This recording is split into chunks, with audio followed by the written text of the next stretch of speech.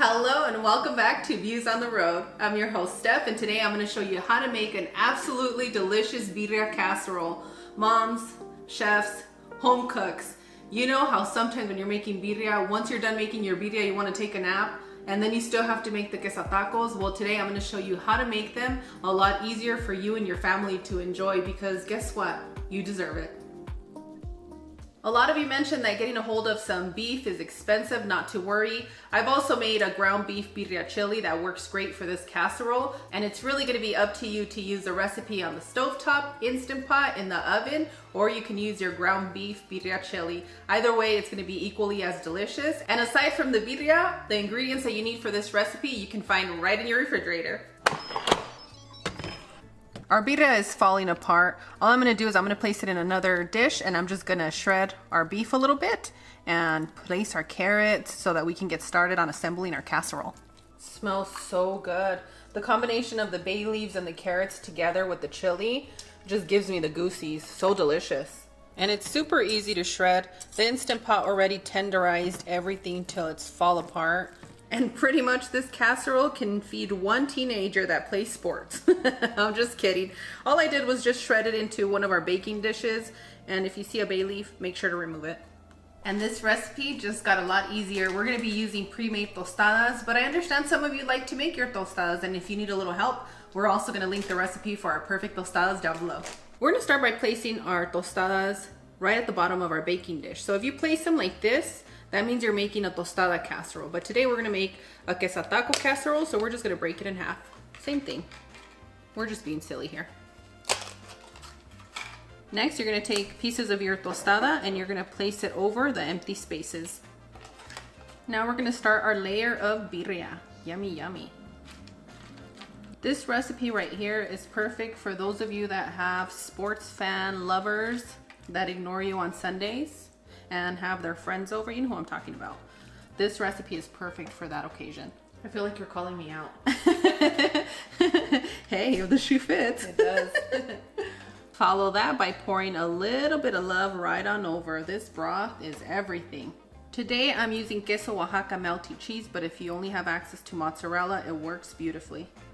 Follow that with some chopped onions and cilantro. And if you don't like cilantro, guess what? Don't use it. You don't have to. It's optional. And now we're gonna start on our next layer. Same thing we did right at the bottom of our baking dish. Just line up your corn tostadas. And for this layer, I'm gonna start adding the carrots. If you chose to make this recipe without your carrots, you're okay. Some of you like to add potatoes, make it super hearty. So just take it a little bit lighter and also add your carrots or your potatoes if you chose to go with that. But if your partner's super traditional, make sure not to add the carrots or let them see that. They're gonna get all worked up on you. And then you're gonna start hearing how their mom makes it better. Yeah, don't fight with anyone saying that their mom makes it better. Yeah, just let them win. All moms make it better. I agree. And now with this layer, we're gonna do the same thing, about 2 ladles. And same thing, you wanna add another layer of melty cheese. Remember not to go too heavy, you don't want it to get gunky. We wanna enjoy the cheese pull. Another layer of tostadas. And for this top part, I'm just gonna drizzle a little bit of our broth. Not too soaked, just a little bit, just a touch. And as you can see, your layers can be how you like it. I put a lot of the cilantro and onion at that bottom one, giving it a little bit of mystery for the next layer where we had our carrots. And you can add it to both, it's gonna be up to you. And next, I'm just gonna add a few pieces of our birria right at the top so everybody knows what to expect, especially if you're taking this to a potluck, a party. Ooh, what is that? You see beef like this, you're gonna wanna eat it. I know I am. Count me in. And you wanna finish that last layer with some onions and cilantro. For those of you that are using just regular foil, I suggest you kind of prop it up just a little bit, give it a little dome, and then seal the edges. Because what'll end up happening, you pull off the foil and you end up having cheese stick to your foil. Now, if you guys had a splurging moment and got the non-stick, you don't have to worry about that. All of you acting like it's tax season, it's past that, save your bucks. Hay comida en la casa. You have a lot of food at home and it's bossy mommy time. Save up for the holidays. You're gonna set your oven at 380 degrees and you're gonna bake for 20 minutes. After 20 minutes, you're gonna remove your foil and you're gonna continue to bake for another 5 until you see that your cheese is nice and melty.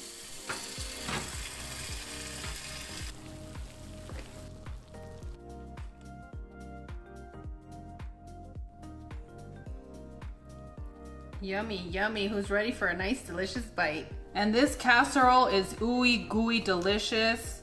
Make sure that you take your whole slot here, okay? You're gonna need it. Before I take a taste, I'm gonna squeeze a little bit of lime, and I'm out of birria chili oil, but if you have some, I definitely think that you should pour a little bit over the top. I do have some at my house. Well, that doesn't help right now, but Buen provecho. thank you so much. You know, I really love having the carrots in here. It makes me feel not so guilty.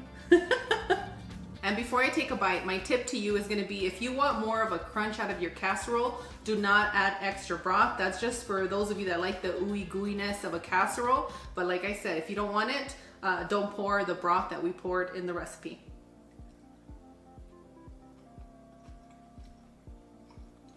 I'm ready to retire with this one. That's so on the way for you. Oh, wow. This is a perfect dish for any day out of the week, especially on the weekends when you just want to relax and do absolutely nothing. I get it.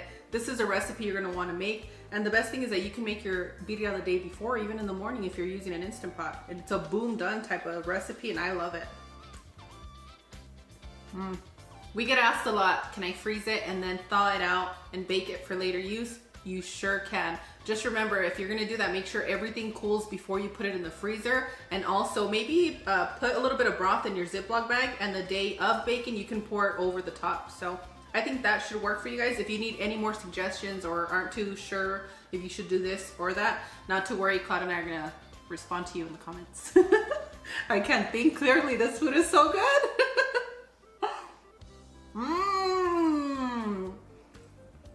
That's absolutely delicious.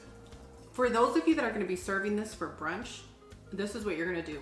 You're going to take your broth and place it at the bottom of your plate, and you're going to place your casserole piece right on top, and it's going to be the consomme and the taco dip kind of thing. I'll show you right now in just a second after I take a drink.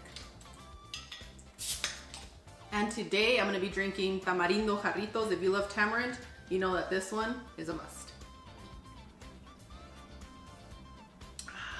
As always, Claudia and I are wishing you the best. We absolutely adore you. We want to wish you a beautiful first day of fall, and I hope you fall in love with this casserole. And on that one, we'll see you guys tomorrow. Bye. Adios.